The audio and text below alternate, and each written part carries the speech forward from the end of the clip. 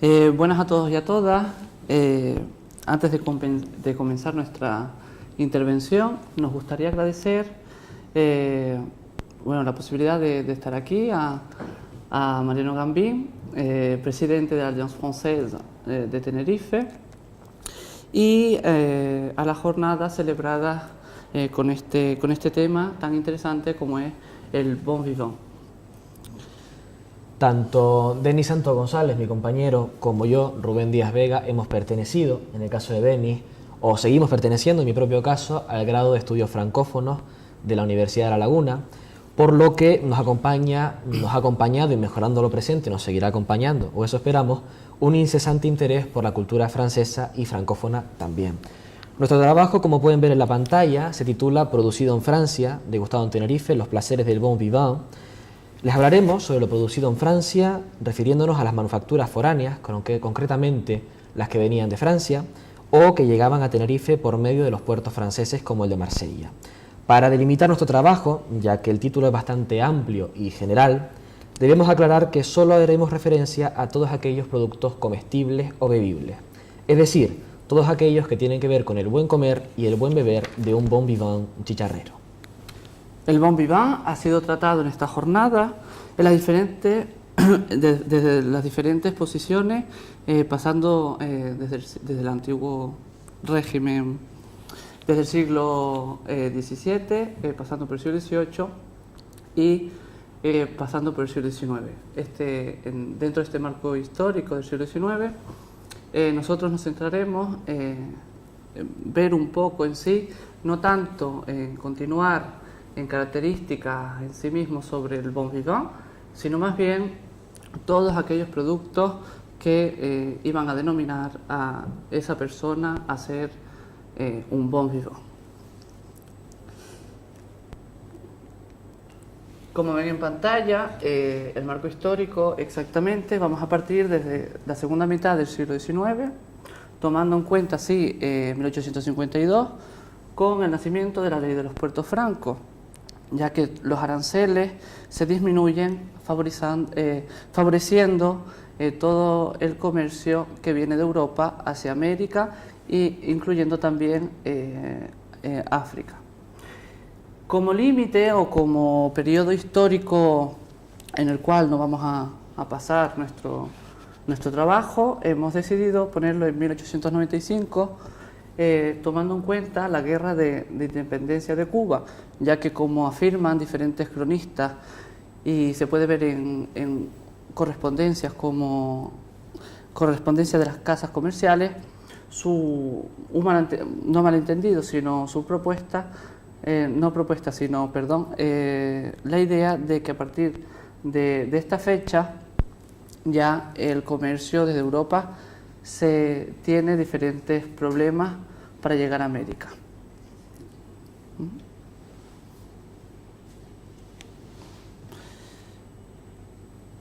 Las fuentes utilizadas también vamos a basarnos en el marco teórico en la publicidad de esos productos que llegaban a través de los puertos de Marsella y Burdeos, y también hacemos unas pequeñas apreciaciones basándonos en algunas de las memorias analíticas realizadas concretamente por el cónsul Savant Berthelot, que residió en Tenerife a lo largo del siglo XIX. Concretamente, la memoria que vamos a utilizar es la memoria analítica y observaciones relativas a los documentos, a los documentos estadísticos adjuntos, ¿no? Bueno, para no estar volteando la cabeza porque no veo muy bien, lo interesante es, una obra que ha visto la luz en 2018 sobre los investigadores Christian Díaz y Nathalie Lebrun, que una obra la cual es una traducción de diferentes informes bastante interesantes desde el punto de vista del comercio y la cultura material también y la civilización francesa en Canarias. Como he dicho, la publicidad en diferentes periódicos locales, concretamente en Tenerife, ya que nos importa el puerto de Santa Cruz, Entre ellos hemos puesto 3, ¿no? El Eco del Comercio, el Noticioso de Canarias, el Insular, entre otros. En esta publicidad, si tuviéramos que hablar sobre un producto estrella o por antonomasia, el producto que nos viene a mente, o el más relativo que encontramos, sin duda es el champán. Por supuesto, y es que beber champán era ya algo prestigioso del siglo XVII.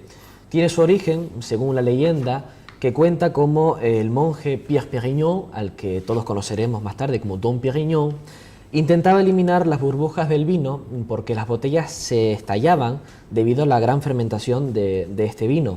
Haciendo esto, y por pura o divina casualidad, dirán los bebedores de champán, Don Pérignon desarrolló el método tradicional regulado, al que llamamos desde entonces méthode champenoise, y comenzando a producir champán desde el año 1668. Cuenta la leyenda, a modo de anécdota, que cuando el monje probó aquel vino que parecía estar malo por la segunda fermentación de este, pronunció las siguientes palabras: «Venez, mes frères, je bois des étoiles», quiere decir: «Venid, mis hermanos, bebo estrellas, estoy bebiendo estrellas». A partir de este momento comienzan a aparecer en la actual región de Grand Est y antiguamente Champagne-Ardenne infinidad de bodegas como Moët Chandon en 1743, casi un siglo más tarde, Veuve Clicquot en 1772 o la Maison Mercier en 1871, entre infinidad de otras. Tal es el prestigio de estos vinos que el 14 de julio de 1790 y en los parisinos Campos de Marte, solo el champán fue considerado digno para brindar. Efectivamente, en los brindis se utilizaba esta bebida tan prestigiosa.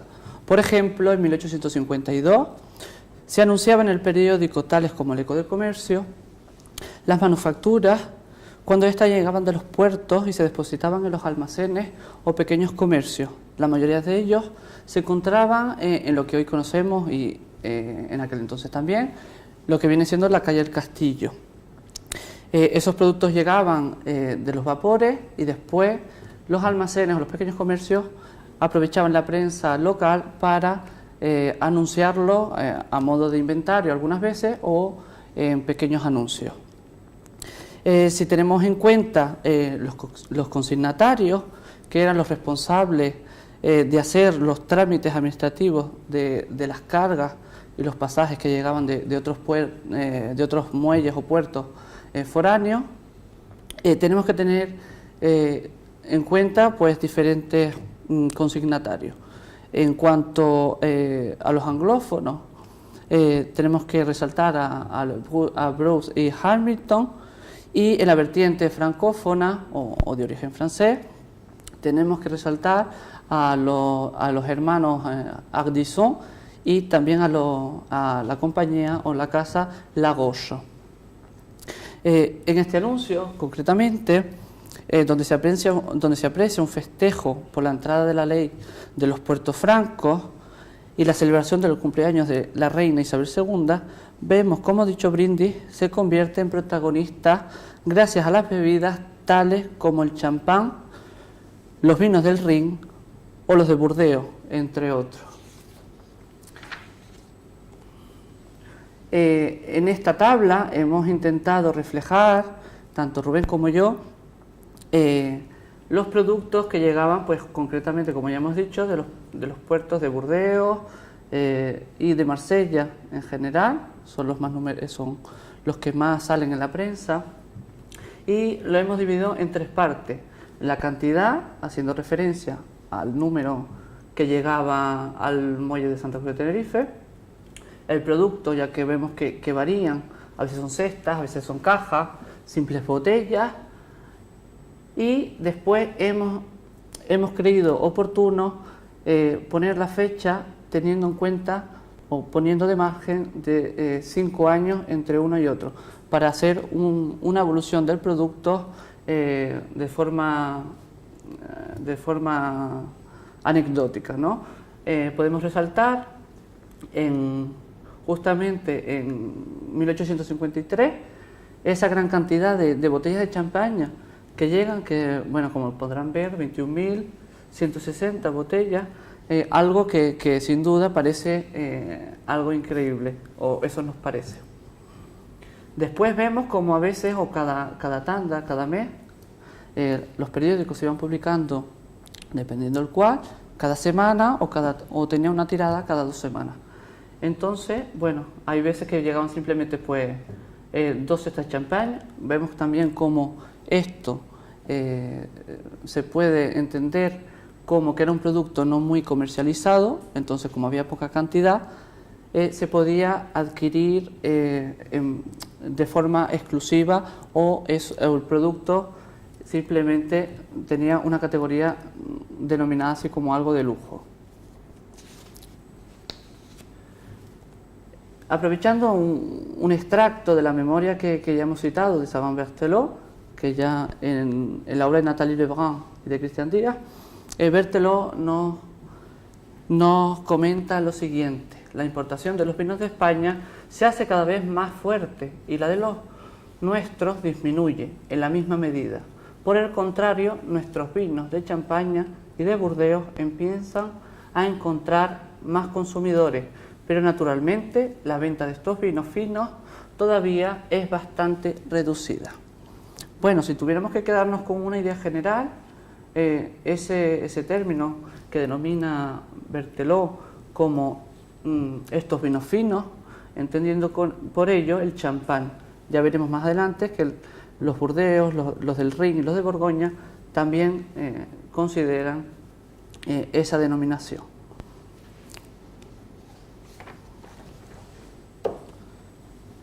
Bueno, en este anuncio de un menú datado de 1883, realizado en el Palacio de la Alameda, en un acto diplomático donde se encontraba el cónsul de Bélgica, Monsieur Desgans, el cónsul francés René Chasseriot, junto al representante de la prensa, el señor Estebanes, y el alcalde Luis Marín del Corral, junto a otras figuras representativas de la ciudad. Vemos pues, como en este menú, hay productos nacionales y foráneos.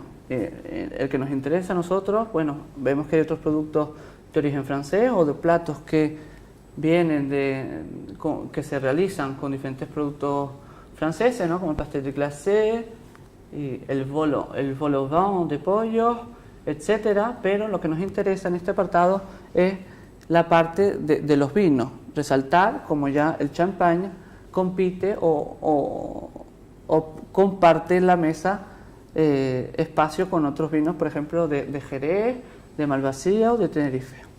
Sí, y es que a los franceses les ha gustado siempre el vino, han sabido disfrutar de sus vinos y han sabido llevarlos por el mundo. Si bien Denis y yo podríamos hablar de toda la historia del vino, pues podríamos remontarnos a la época imperial romana, pero como esta conferencia no versa sobre este tema, bastante interesante también, les hablaremos del porqué del prestigio de los vinos franceses en el siglo XIX, como pueden ser los vinos de Borgoña o los de Burdeos. Ya en el siglo XIV, los duques de Borgoña, propietarios de numerosos viñedos, disfrutaron de una gran prosperidad económica, política y social, y así el vino empieza a convertirse en un elemento de prestigio, un atributo de poder y de riqueza, un símbolo de gusto, refinamiento y buen paladar. Para preservar esta reputación tan prestigiosa, los duques desarrollan por primera vez en la historia la primera política vitivinícola. En el año 1395 sería Philippe le Hardy, el rey Felipe II, el audaz de Borgoña, que redacta los principios de un viñedo de calidad, preocupado por la salud del consumidor. Como podrán ver en pantalla, les hemos traído un grabado del siglo XIX, de la prensa del siglo XIX, sobre cómo se hacía la vendimia, cómo se sacaba el mosto, precisamente en la zona de Borgoña. Y ahora nos vamos a otros vinos también muy conocidos, como pueden ser los de Burdeos. Por otro lado, y en cuanto a estos vinos, con el siglo XVIII comienza a haber un crecimiento comercial, exportando vino a Santo Domingo y a las Antillas Menores, y así como los Estados Unidos a partir del año 1787, esto en parte gracias a que Thomas Jefferson, tercer presidente de los Estados Unidos, o de las 13 colonias, como quieran llamarlo, fue embajador en París entre 1785 y 1789. A principios del siglo XIX comenzó una nueva edad de oro, La producción se duplica, las exportaciones se triplican y los ingleses comienzan a ser importantes compradores de los vinos de Burdeos. El vino de Burdeos se convierte en un vino fino, con cuerpo, a la par que equilibrado, afrutado y delicado, para el descanso buscado por la alta sociedad, no solo francesa, sino también internacional. Esta alta sociedad espera ansiosa esa producción de los caldos franceses. La producción llega a Tenerife para complementar los placeres del bon vivant. Como hemos visto en el último anuncio, que el champán era uno de los productos selectos para brindar, los vinos en concreto, los de uva tinta, como el Burdeos, también se consumía como bebidas foráneas preferidas por un selecto paladar. La mayoría de las veces simplemente se describía de qué puerto llegaba la mercancía y dentro se publicitaba el vino, sin ningún tipo de denominación.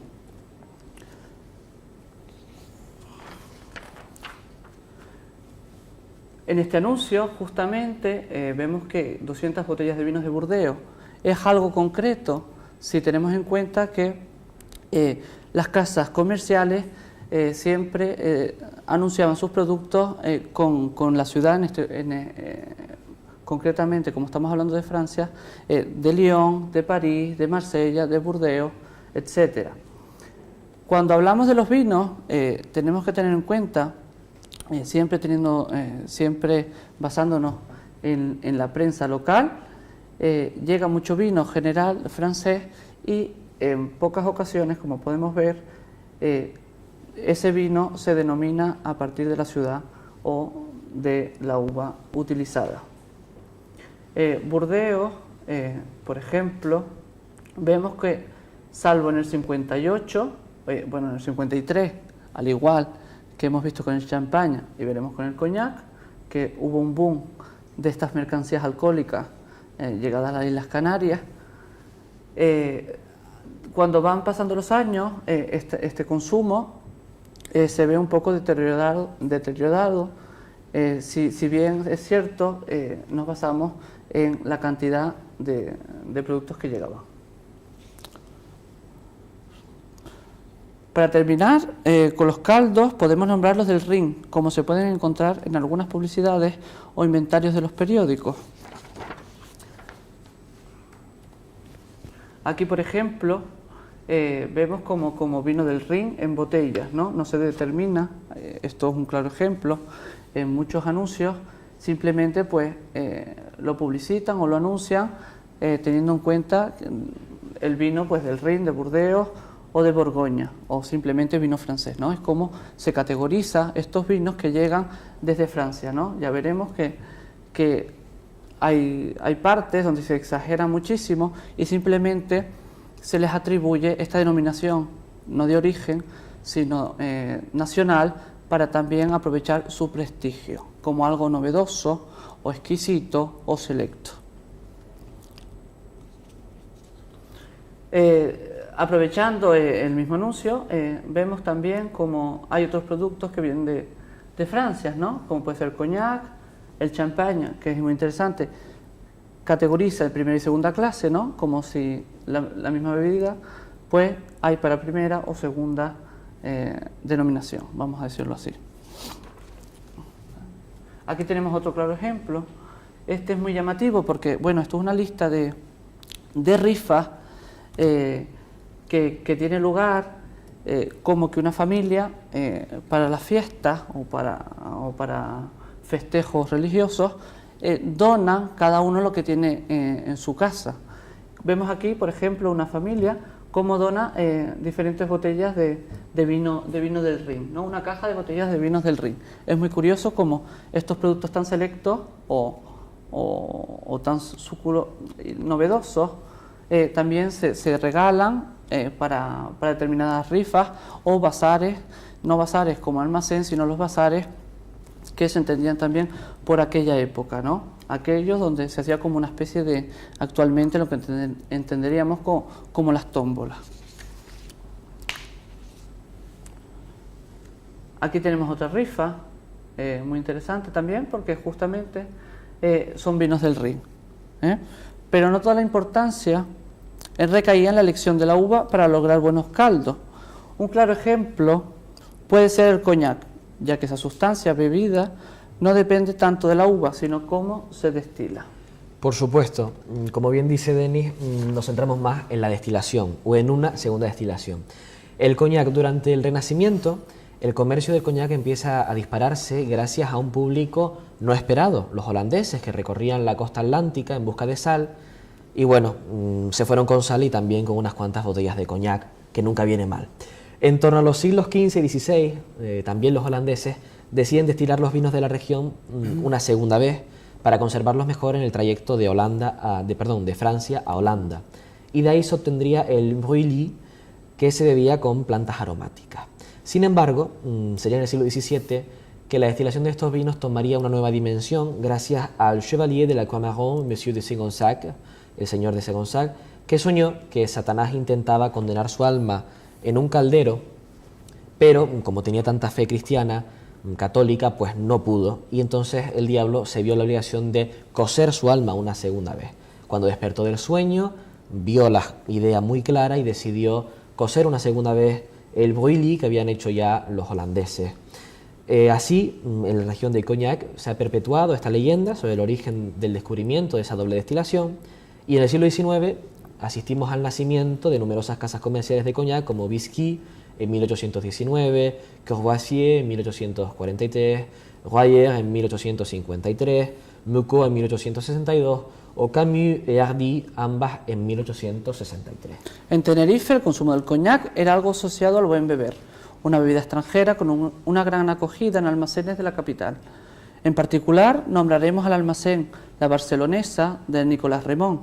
Este producto competía con otros locales y extranjeros. Venían cajas con un número determinado de botellas, por lo que la exclusividad era evidente.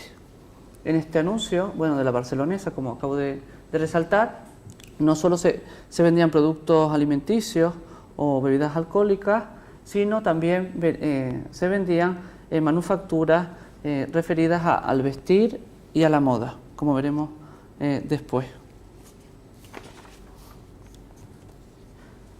Aquí, por ejemplo, también resalta 6 cajas de botellas de coñac.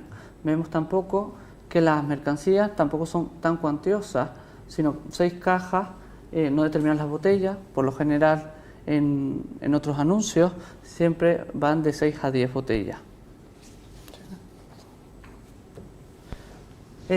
Aquí resalta, aparte, el coñac superior, ¿no? Vemos también cómo no solo el coñac que llegaba de Francia, sino había un coñac superior a otro.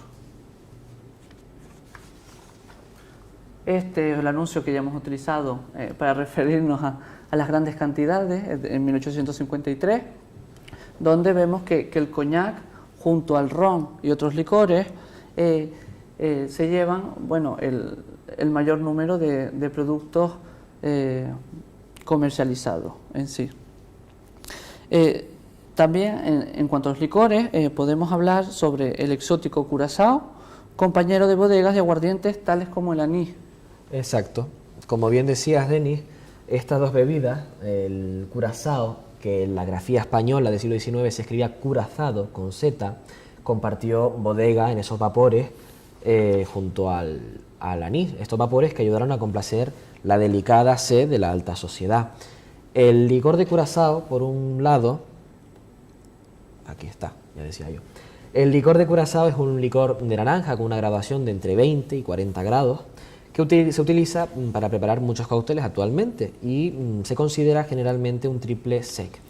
Se utiliza normalmente para aromatizar soufflés, frutas refrescadas y se emplea en la composición de las crepes, por ejemplo. Su nombre procede de la isla de Curazao, una isla de las Antillas neerlandesas, y este licor está elaborado originalmente por los holandeses, que ya nombrábamos antes con el coñac, pues en el Curazao también tiene algo que ver, pues se hace con la cáscara de pequeñas naranjas verdes amargas que bien podríamos saber que venían de España. Por otro lado, encontraremos el anís, la anisette. Antiguamente, en el siglo XIX, algún anuncio, como tienen en pantalla, absinthe, la absenta, es un aguardiente. Curioso el nombre que se le da en francés, eau de vie, que si hacemos una traducción literal, agua de vida. ¿Por qué será? Elaborado con anís verde. Es un producto elaborado en frío a partir de aceites esenciales, de semillas de anís verde, agua, alcohol, destilado y azúcar. Y sin embargo, pese a su relevancia en las mesas francesas más exclusivas del XIX, debemos destacar la aparición del pastis, la bebida que ha refrescado las mediterráneas tardes de Marsella, de donde tantos barcos partían hacia el puerto de Santa Cruz de Tenerife. Cuando en Francia fue prohibida la absenta en 1916 y en el siglo XX, se reformula la receta del anís, introduciendo anís estrellado, anís verde y regaliz, añadiendo azúcar y así reduciendo el contenido al máximo permitido por la ley del año 16. Bebidas tan exóticas y exquisitas como las que nos ha descrito el compañero Rubén Díaz fueron consumidas también por un bon vivant tinerfeño. Aquí en este anuncio, por ejemplo, vemos como con otros productos franceses o la francesa, el arroz incluso, lino, cáñamo, también venía el anís verde, que bueno, después veremos cómo llega con otros licores. En cuanto el Valle de Taoro, es otro almacén o un pequeño comercio que también competía con la barcelonesa, y como podemos ver, justamente había traído lo que Rubén nos ha explicado del curazao, que vemos la grafía, el curazao, ¿no?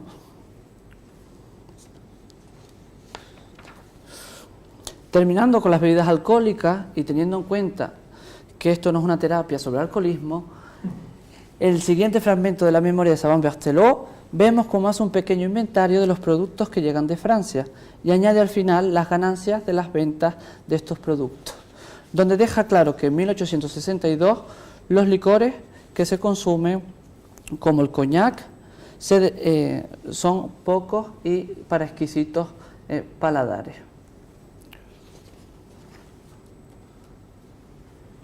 Y bueno, simplemente para que hemos puesto el anís verde y el curazao, dos fechas relativas a las memorias de Savant Berthelot, y tampoco es que estos productos se comercializaran tan generales como el champagne, los vinos franceses o el coñac. Es como algo anecdótico, ¿no? Pero bueno, todo no va a ser beber, también hay que comer. Y en eso el bon vivant también tenía buena práctica. Muchos productos del comer destacaban en la llegada de los vapores de los muelles franceses. Entre ellos destacamos como novedad, dentro de la degustación, las sardinas de Nantes. Sí, porque la industria conservera de sardinas en aceite nace cerca del año 1820 de la mano de Pierre-Joseph Collin en Nantes. Rápidamente esta rama de la industria comienza a desarrollarse considerablemente en las costas bretonas y de la zona de la Vendée. La fabricación de conservas en pescado se convierte en una industria de masas por el volumen que ello conlleva, el volumen de negocio, beneficios obtenidos y aparte infinidad de actividades auxiliares que ello conlleva, como puede ser la pesca, la marina mercante, actividades portuarias, el comercio y el desarrollo urbano, creando así auténticas comunidades portuarias vivas. En la imagen pueden ver una industria de conservas en aceite de sardinas en la zona de Bretaña. Aquí la tienen. Bien, no es un éxito casual esto de las sardinas en aceite, que hoy nos parece un poco extraño, pues se construye sobre la base de conquistar el comercio no solo nacional, sino internacional, donde las conservas mejor preparadas, generalmente vendidas con el nombre del propietario, como nombré antes, por ejemplo, Collin, tuvieron un éxito sorprendente. Y por supuesto un punto especial a señalar, que es el carácter de lujo de las sardinas de Nantes. Son el resultado de una industria que, en palabras de los más expertos, proporciona a las clases acomodadas los medios para aumentar el lujo de las comidas y para disponer en todo momento de alimentos selectos que antes no se podían servir. Exactamente. Bueno, aunque hoy puede sorprendernos por tratarse de conservas, no hay que olvidar que en la segunda mitad del 19 conseguir un enlatado era conseguir un artículo de lujo. Pensemos que las condiciones en las que se transportaban estos productos alimenticios no son como los de la actualidad, por lo que los enlatados y los alimentos en conserva eran una forma muy apropiada para que estos alimentos mantuvieran su esencia. De ahí que no faltasen los inventarios escritos en la prensa que publicitaban las casas comerciales de Santa Cruz de Tenerife, como podemos ver en la tabla siguiente. Bueno, este anuncio también es muy relativo, como ofertan las sardinas de Nantes, ¿no? Como para para los gastrónomos, ¿no? Dale. Aquí también vemos cómo en un inventario llegado de un vapor de Marsella, vemos las sardinas de Nantes, 2 unidades, ¿no? O dos cajas, perdón, 2 cajas de sardinas de Nantes. Tampoco son cantidades exacerbadas. Algo que nos puede sorprender más aún es el procedimiento de conserva que se realizaba con las ostras y las langostas. Este también se daba lugar en las fábricas conserveras de sardinas. No es de extrañar que, sobre todo a partir de la Revolución Industrial, estos mecanismos de comercio y de transporte se llevasen a la práctica en cierta medida de forma masiva y veloz. Sin duda, y es que en el caso de la ostra tenemos que destacar que Francia es el primer país productor y consumidor de ostras de Europa, con cuencas ostrícolas de renombre, donde no solo se consume la ostra fresca, como bien acaba de decir Denis, sino también la ostra en conserva.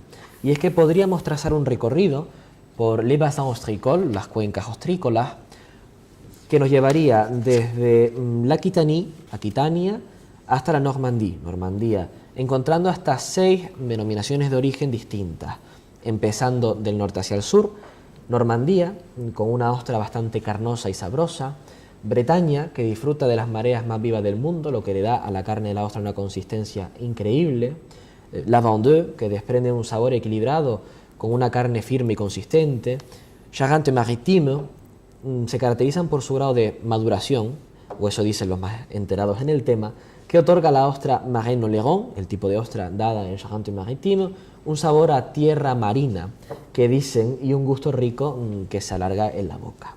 Arcachon, en la zona de la Aquitania, debemos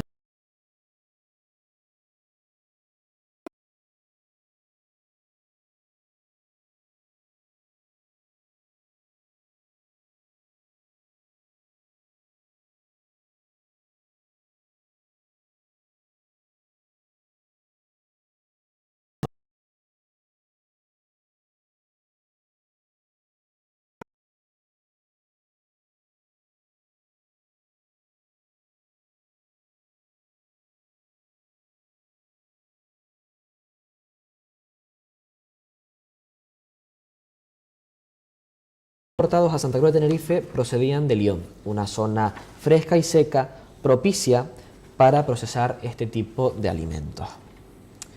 Bien, en Lyon encontramos 2 tipos de salchichón. La Rosette, que es originaria de Beaujolais, una región situada al norte de Lyon, que la tienen señalada en el mapa, la ciudad de Lyon, que se elabora con una carne noble de cerdo, se introduce en una tripa natural, como cualquier chorizo o cualquier salchichón, se ata y se pone a secar durante una media de entre 2 y 6 meses.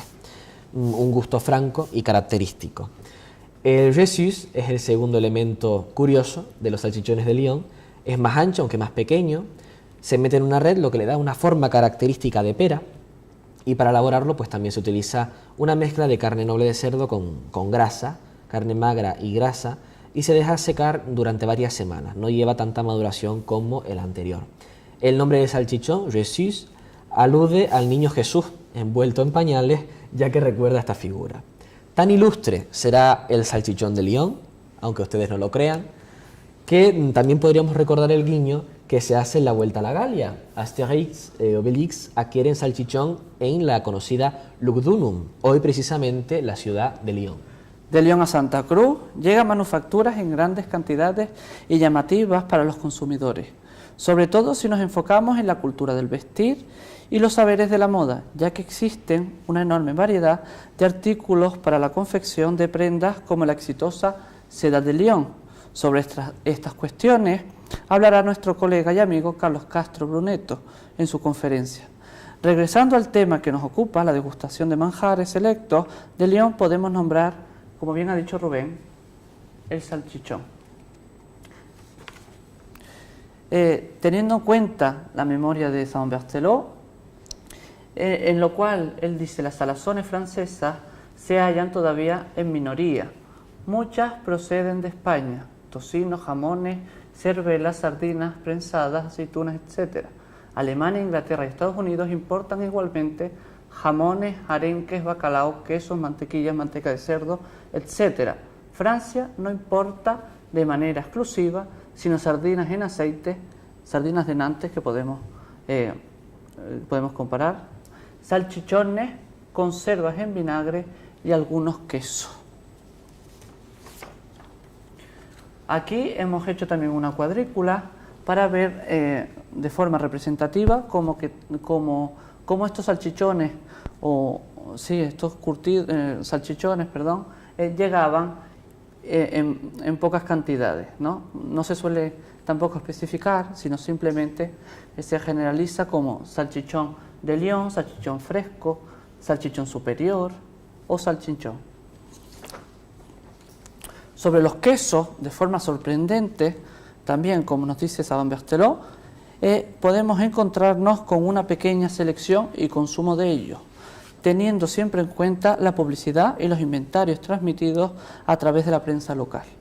Al igual que los vinos, al principio de las décadas de la segunda mitad del XIX, los almacenes comercializaban quesos de forma general, sin especificar qué queso era, simplemente decían, pues por ejemplo, queso de Francia o quesos llegados de almacenes de París. De forma particular, encontramos en pocos anuncios alguna tanda de mercancías que denominaban quesos tan famosos actualmente como podría ser el Roquefort, el Brie, el Gruyère u otros provenientes de Francia. Aquí, por ejemplo, en Benigno Ramos, un magnífico queso Roquefort de Brie. El Patagras es un queso no de origen francés, aunque parezca. El queso Roquefort, en el almacén de Benigno Ramos también, y etcétera.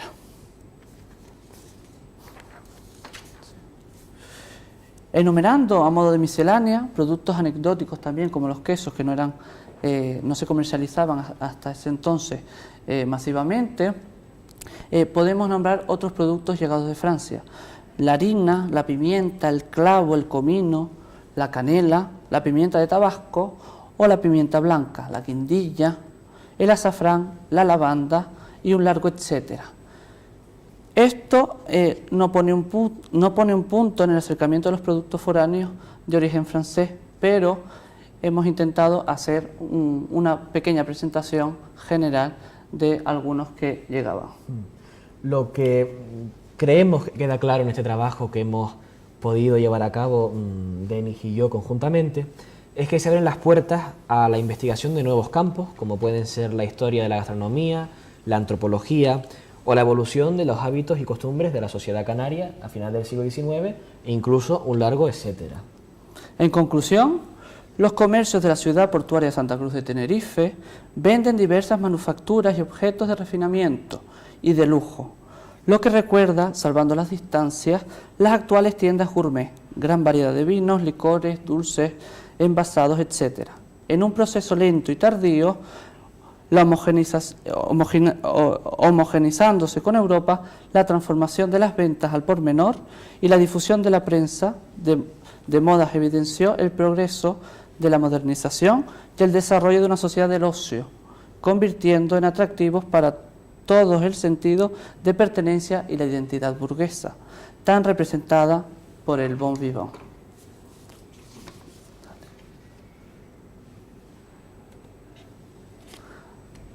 Aquí tenemos, las citas de la prensa, la bibliografía, etcétera, y la bibliografía utilizada en este trabajo.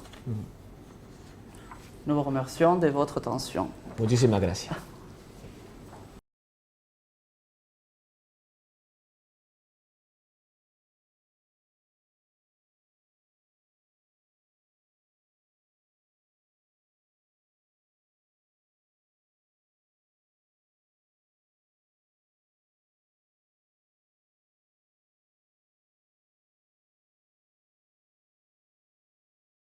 Este trabajo. Nous vous remercions de votre attention. Muchísimas gracias.